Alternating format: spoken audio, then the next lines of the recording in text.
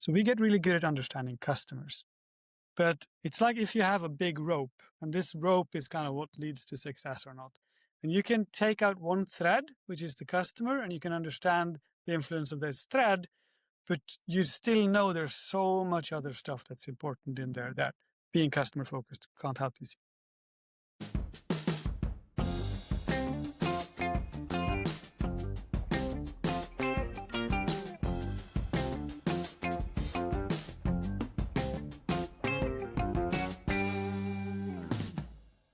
All right.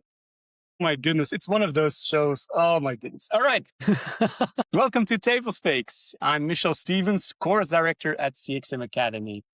Your company has optimized every touch point. You've perfected your website. You've streamlined the checkout. You've trained your support teams to handle every scenario. And yet your customer experience is still broken because you've been polishing the parts while ignoring the whole.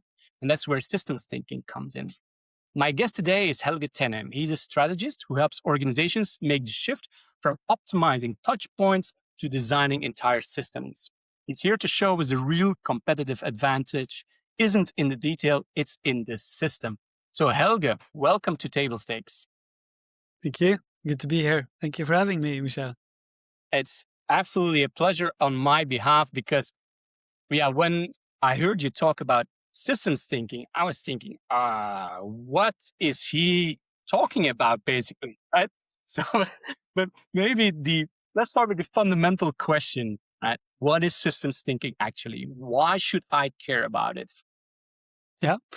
So a system is an integrated set of parts operating as a whole. So if you take a car as an example, you got the steering wheels and the gear and the engine, and the car works because you have these components that are working together. If you look at it from a marketing perspective, you, as an organization, you can't decide what's going to be successful or not. You're kind of operating in this ecosystem where you can influence some things, but you can't influence others. So in that context, the value of systems thinking is to understand what has an influence on what we're trying to achieve. And by mapping out those influences, you would be able to see where you can have influence, where you can't have influence, of course, what you need to keep track of because it has an influence on you, and very often, where can you have indirect influence? So if we do something over here, this thing will happen, that will lead to success. So not everything you need to do has to have a direct or immediate impact. Okay. Still sounds rather complex, but if I can summarize it, it's about seeing the whole and not just the parts, which means there's a specific friction that happens when companies focus only on the customer in isolation rather than the whole system. So, but what is the biggest friction you see when companies do that, when they only focus on the customer in isolation rather than the whole system? Yeah. So I'll give you an example. I think what makes us good that when you're kind of customer focused is that you're really good at seeing and understanding and accepting a force of influence on the organization that you can't control. So a lot of people inside organizations are planners. So their work is kind of to maneuver and orchestrate what we can control. When you move into a market, there's like competitors, regulation, there's customers, you can't control them. So we get really good at understanding customers. But it's like if you have a big rope, and this rope is kind of what leads to success or not. And you can take out one thread, which is the customer, and you can understand the influence of this thread, but you still know there's so much other stuff that's important in there that being customer focused can't help you see. So that's why kind of I got into it, because I could see that I'm really looking at this customer. It's really important and beautiful and everything, but like I'm being as myopic as product centricity. So I needed to understand this bigger system. So let me tell you a story. So every person makes the best decision they can based on the information available to them. Now, what the problem with most organizations is that they have a limited set of information available. Like, yes, we're thinking in data, but we're thirsting for insights, right? And so I could clearly see this when I was a strategist back like 15 years ago, that the reason my strategies ended up poorly was because I didn't get the information that made them good, or kind of I only had top of mind information, made terrible strategies. And so we could see inside these teams in this company we were working with, we're looking at these people, they're brilliant people, and they're still coming up with the same ideas, like all the time, the same ideas. And it's all related to this kind of super simplified model of marketing, which is called IDA, like attention, interest, desire, action.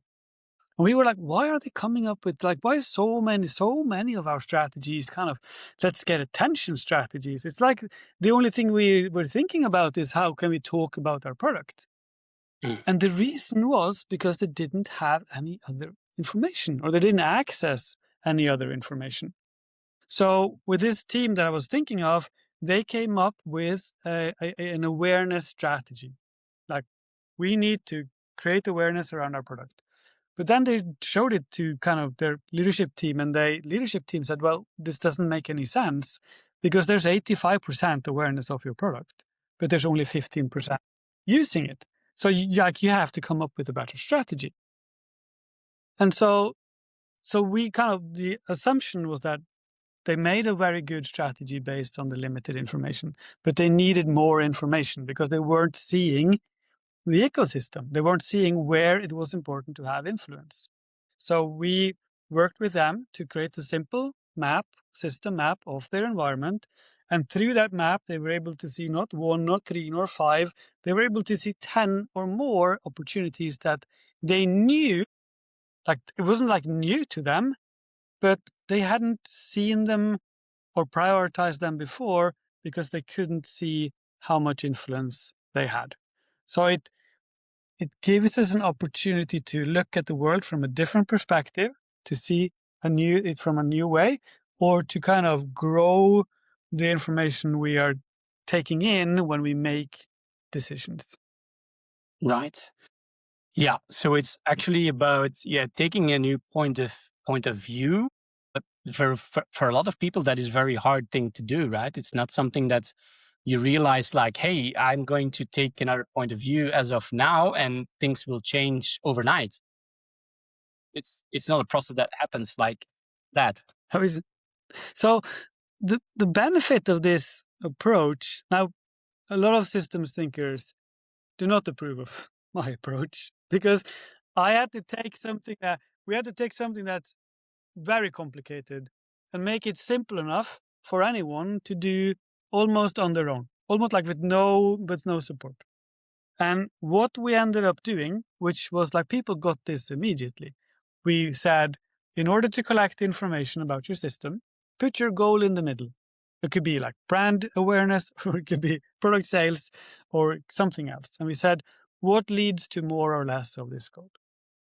And like everyone knows this. And they were able to it was a cross-functional team, different people who kind of, this creates more, this creates less. And then we asked them again, like, okay, so you created the kind of a first set of influences. Now what creates more or less of this next set of influences? So it turns out that even if it's more information, because it's such a logical, simple framework, at least at this stage, it's very easy for people to fill out the map.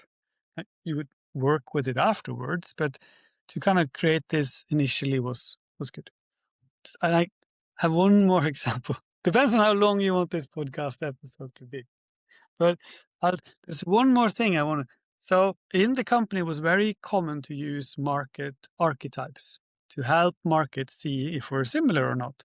These were like 3 or 4 data points. And they're so simple that people love to create them, but I never found a single person who used them. They're just too simple. It's too abstract. But when we got one team working on one product in one market to make her own map. We could take that map, we could put it on a Teams chat, we could send it to another person who'd never seen it before, never seen systems mapping before, and we would send it with one paragraph of text saying, one of these dots leads to more or less of the next dots towards the goal. How similar is this to your market, and where are the differences?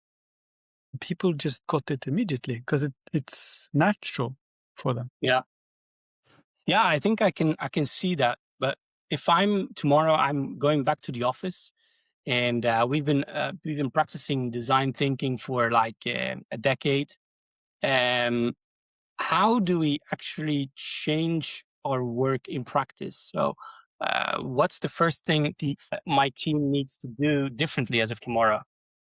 Yeah, not a lot. So I don't think system thinking changes to systems. They don't match out or kind of equal out each other. If you are a design thinker and you have a design thinking process, systems thinking helps you include more information. So there are different types of information that we use to make decisions. And then some of them are events, like when you do your post-it exercises in the beginning of your workshops, you map out events like ideas, facts, things that have happened. But to quote Judea Pearl, which has written a brilliant book called Why, the world is not made up of dry facts alone. It's made up of relationships and causal links. So very simple. I just made an illustration just for you. So in a traditional workshop, you map out events, you get that information, good information. With the systems thinking, you map out the relationship. Because this information doesn't usually exist in a traditional post-it exercise. So I would say, if you think your design thinking project would benefit from also having information about relationships and causal links, then it might be a good exercise to add to your current project. Yeah. Okay. So it's about expanding your perspective and understanding the interdependencies, right? Yes. So I have this example. So let's say you want to try to become a good runner. That's like becoming a good runner. That's my goal. Now, a data model doesn't know relationships and causal links. It works on correlation, like a post-it exercise. So you would map out what leads to a good run. And maybe one of those things would be to exercise regularly, and the other one would be to have a good running shoe. And then the data model would say, I don't know why this is happening, but I can clearly see that there's some kind of correlation between exercising, running shoes, and good run. But you just see these scattered data points and an assumption about correlation. A human brain doesn't work like this. You see relationships. So you know that in order for me to have a good run, I need to exercise regularly. Now, why does this help? Yes, because I can increase my stamina, if that's important, or increase my speed. So you see the causal effects. Also, I need better equipment, not just running shoes, but I need running shoes that are fit for different types of terrain. But you would also see, now I'm a runner, so I can tell you this, you would also see that psychological effects are important.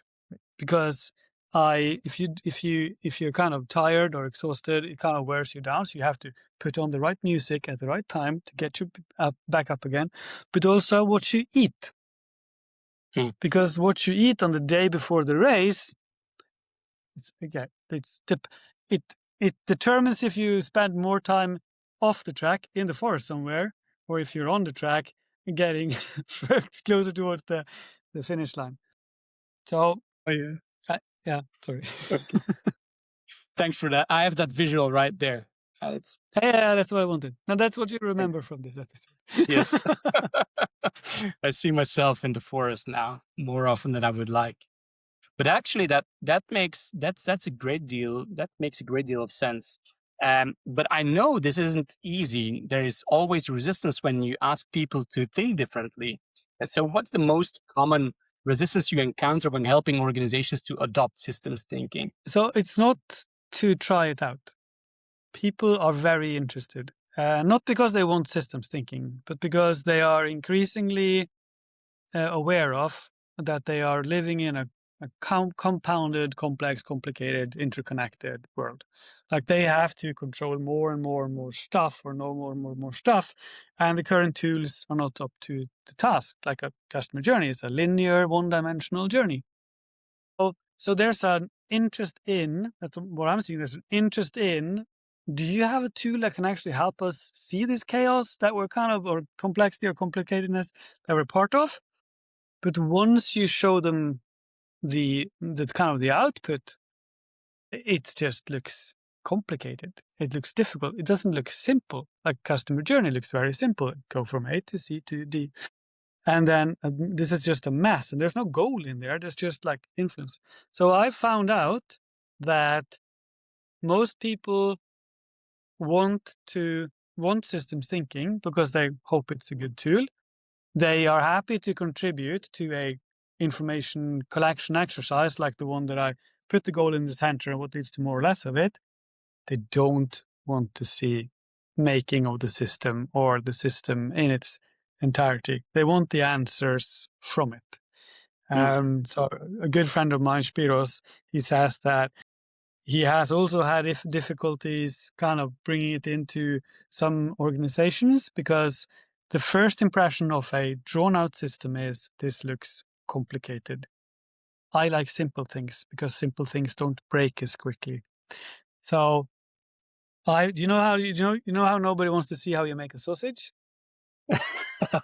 Well, yeah. Yeah. So that's what I'm at the moment. This is what like people want it. I'm telling you, you don't have to look at how we make the sausage, but I'll come back with a wonderful bratwurst that's perfectly kind of with the nicest things on top of it. That sounds to make people happy as long as they're confident in the process and the quality of the process that they didn't need to be a part of. That happened in the background. Yeah. The downside is that I'm the kind of person who likes to understand what's in the sausage, right? No, not literally. I don't want to know what's in my sausage, but That's true. When it comes to customer experience, I really want to understand how things work. But that brings me actually to the practical question of this. For a CX leader who feels overwhelmed by the idea of redesigning or mapping the whole system, where do they actually start? What's the first practical step they can take tomorrow? Yeah. So the process that we've used is to identify a goal. That can be anything. If you have like the company goal to sell more products, that's really super high level, but it might be a smaller, more narrow goal. They're trying to get this campaign to work or they want to make a strategy for a campaign. So identify a common goal that everyone agrees to, and just get in a room with more people than yourself and just ask this simple question: what leads to more or less of what we're trying to achieve? And then you create a map that it doesn't look like this, but it starts out like this. This is your goal, what leads to more or less, and then it just grows out into these tree charts. And eventually you would see connections across the different branches. That is the simplest way to start. And if you feel that you're getting some value from that, you can kind of continue the work, but I think that's kind of the lowest hanging fruit. Like what leads to more or less what we're trying to achieve. That's the reason why I invited you to this podcast to explain something very difficult, complex in very simple terms. I can't wait to actually, stop looking at the parts and start thinking about the entire system actually. So Helge, thank you for being here and for showing us that, the real competitive advantage is in the whole and not in the pieces. Thanks so much. Thank you, Michel, for having me. Yeah, well, you're quite welcome, and I had a laugh as well. I still have that image of the sausage, and the forest. But apart from that, thank you. Right. Thanks to all of you watching and listening. Your customers don't experience your touch points in isolation; they experience the whole system. So that's table stakes. Until next time, here or in one of our courses, take good care. See you around.